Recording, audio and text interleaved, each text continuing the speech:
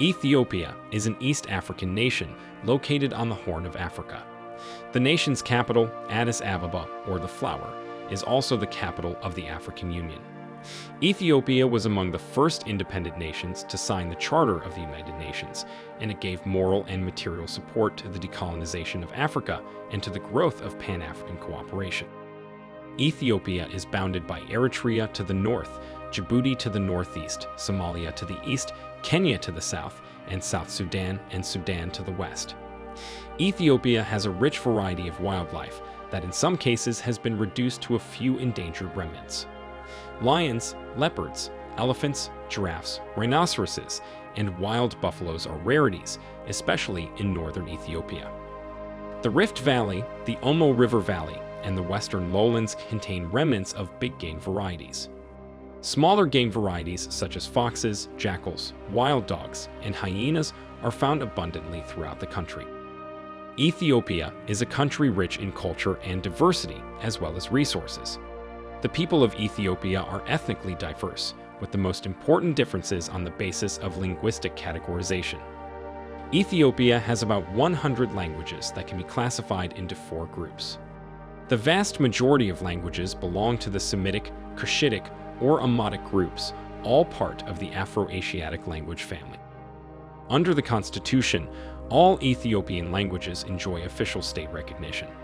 However, Amharic is the working language of the federal government, together with Oromo, which is one of the 2 most widely spoken languages in the country.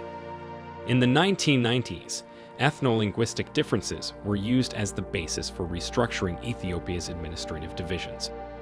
To fully understand the relevance of Ethiopia as an economic success, it is indispensable to go without mentioning Emperor Haile Selassie I.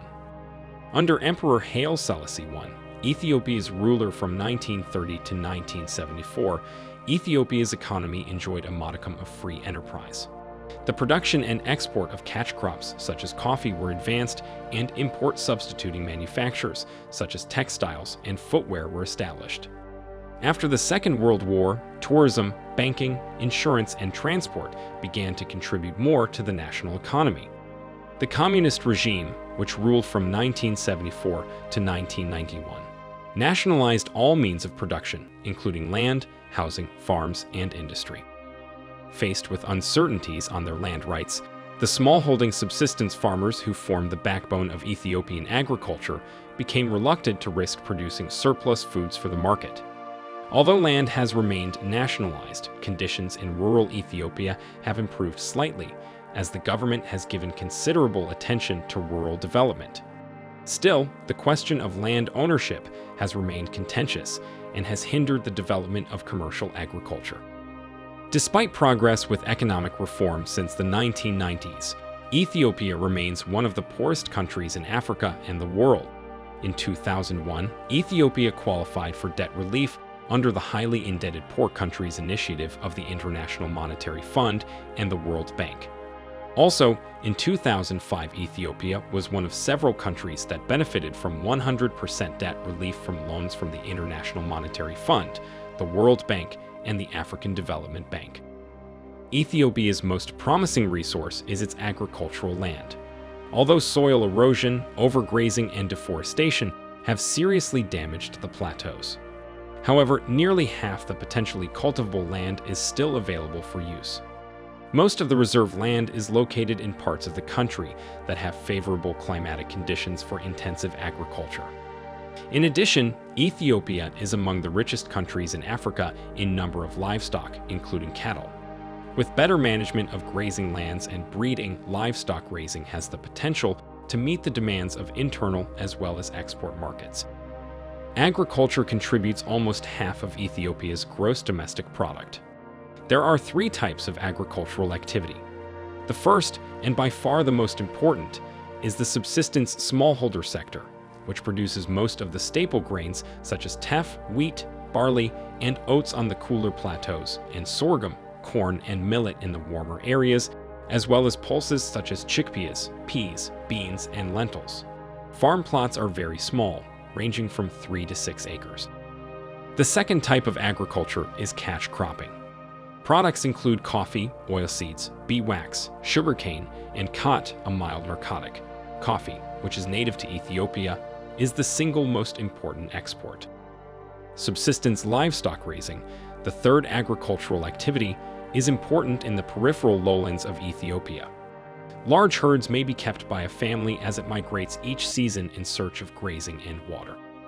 Fishing occurs on the country's rivers and inland lakes and is primarily artisanal. Most of the fish sold locally is produced by small operators whose scale of operation and technology are inadequate for export production. Although the fishing industry is small, production more than doubled during the 1990s. The country does not engage in significant economic activity in the forestry sector. The role of minerals in Ethiopia's economy is small. Only gold and tantalum are of significance. Gold is mined at Kebri Mangist in the south, platinum at Udo in the west, and tantalum in the south-central part of the country. Deposits of gemstones, niobium, and soda ash are also mined, and there is potential for the exploitation of other mineral resources, including petroleum and natural gas. Compared with its potential, this sector contributes very little to the country's economy, less than 1% of GDP. Hydroelectricity, the most important source of power for industries and major cities, is generated at several stations, including those on the Awash River, the Blue Nile River or its tributaries, the Omo River, the Gilgil River, and the Shebel River. However, these stations represent only part of Ethiopia's full potential, while others are planned. Some hydroelectric projects have generated considerable controversies, such as the massive Gilgil 3 Dam and the power station along the Omo River, which was inaugurated in 2016, and the massive Grand Ethiopian Renaissance Dam and power stations along the Blue Nile River, construction of which began in 2011. The filling of the Grand Ethiopian Renaissance Dam reservoir was scheduled to take place during the rainy season for several years. It began on July 2020, and the power generation began when the first of 13 turbines were switched on February 2022. Most energy for domestic use in rural areas is derived primarily from firewood and charcoal, which has strained the remaining wood resources in the country. Ethiopia's long dependence on these sources has contributed to the depletion of its trees and to the erosion of its soil. The government's ongoing expansion of hydroelectric power generation is intended to increase access to electricity in rural areas, as well as produce electricity for export to other countries. Ethiopia's petroleum needs are met through imports, primarily from Sudan and Djibouti. Modern manufacturing contributes about 1/10 of Ethiopia's GDP. Products are primarily for domestic consumption. The most important are processed foods and beverages, textiles, tobacco, leather and footwear, and chemical products. The cottage industry and small enterprises are more important than industrial manufacturing in offering non-farm employment and in producing a variety of consumer goods like furniture, farming and construction implements, utensils, woven fabric, rugs, leather crafts, footwear, jewelry, pottery, and baskets. Some of these products even reach the tourist market. The National Bank of Ethiopia is the country's central bank. It issues the national currency, the Ethiopian birr, and is also responsible for regulatory functions. There are many commercial banks, most of which are located in Addis Ababa. The Commercial Bank of Ethiopia is the largest commercial bank, with branches throughout the country. The Development Bank of Ethiopia provides loans for agricultural and livestock development and investment in manufacturing. Since the end of the 20th century, more financial institutions have begun extending loans for business and real estate development. Ethiopia's exports are almost entirely agricultural. Coffee is the primary foreign exchange earner. Other exported products include khat, hides and skins, live animals, oilseeds, and gold. Manufactured goods, especially machinery and transport equipment, and chemical products account for much of the value of imports. Food products and fuels are also important. Significant trading partners include Saudi Arabia, China, and the United States. With more being spent on imports than earned from exports, Ethiopia's balance of payments has been negative for many years. The service sector, primarily tourism, contributes to about 2/5 of Ethiopia's GDP, although tourism was curtailed during the period of the Derg rule. Ethiopia promotes the tourist potential of historical wonders such as the rock-hewn churches of Lalibela, the antiquities at Axum, and the Gondar castles. The country also has diverse peoples with their intriguing cultures and the natural beauty of their land. Unfortunately, this potential has been limited because of a lack of tourism infrastructure and continuing political instability in the country. The 1998 to 2000 conflict with Eritrea and lingering tensions have discouraged tourists from visiting places such as Axum, one of the most attractive destinations in northern Ethiopia. Ethiopian law allows all workers, with the exception of civil servants, to form and participate in unions. The Confederation of Ethiopian Trade Unions, an umbrella organization of several autonomous federations, is the largest labor organization. One of the most prominent is the Ethiopian Teachers Association. Tax revenue typically contributes to more than half the government's budget. Improvements made in the late 1990s to methods of tax collection have contributed to an increase in tax revenue. Important taxes include import duties, income and profit tax, and sales tax.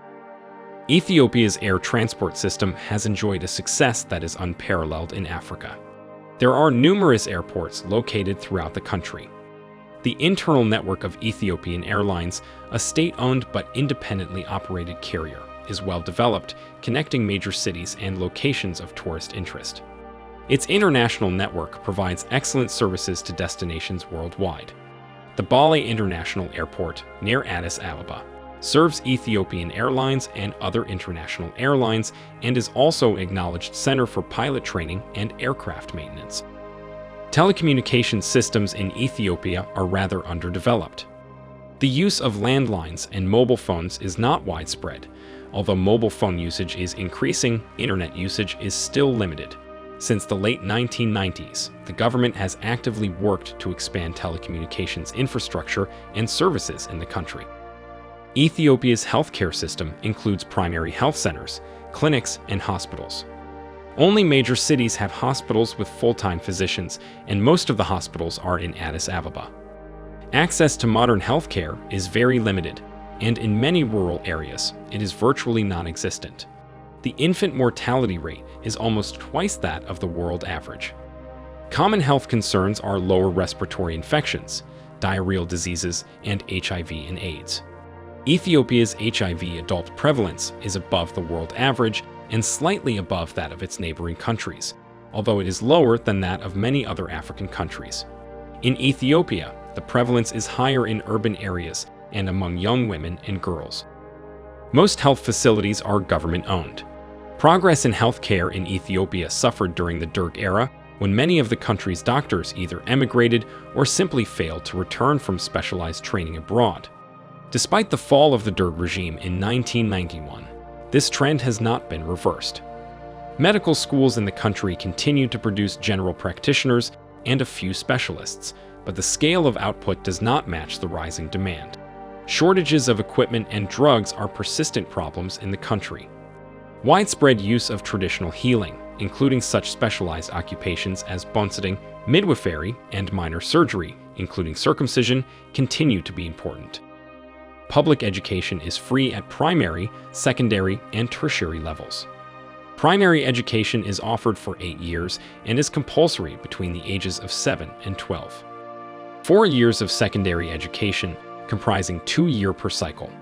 Primary schools are generally accessible, and there is a high rate of enrollment. However, there is a shortage of secondary schools and enrollment declines at that level. The public school system in general has deteriorated because of a lack of adequate funding, teaching staff, facilities, and space. Overcrowding is common in these schools. The country's oldest university, Addis Ababa University, was founded in 1950 as the University College of Addis Ababa. In 1961, it was restructured and renamed Haile Selassie I University, and in 1975 it adopted its present name. Other universities in Ethiopia include Alame University in Dire Dawa, Debub University in Awassa, and universities in Jimma, Mekelle, and Bahir Dar. In retrospect, Ethiopia is more like the Museum of Africa. It holds the key to the greatest story ever told, that of humankind. the birthplace of a species that has tamed and subdued every continent on Earth. And Ethiopia's true wealth is in its history, its people, and its culture.